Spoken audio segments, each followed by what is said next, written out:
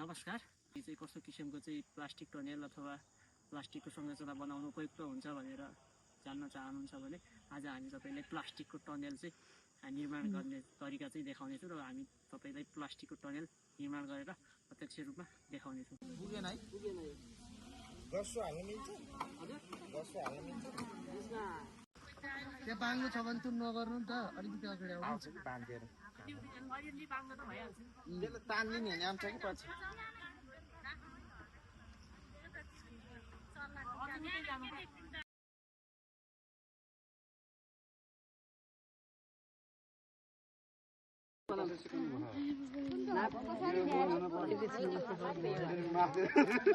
अनि कहिले पनि प्लास्टिक मुखले नखोल्नु है,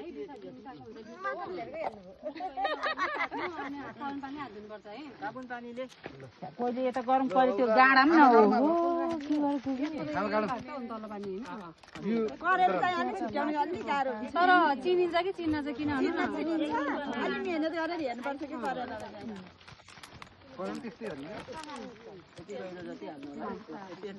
पानी चाहिँ आज हाल्नुपर्छ है, पानी आजै हाल्नुपर्छ। पानी प्लस गाड्ने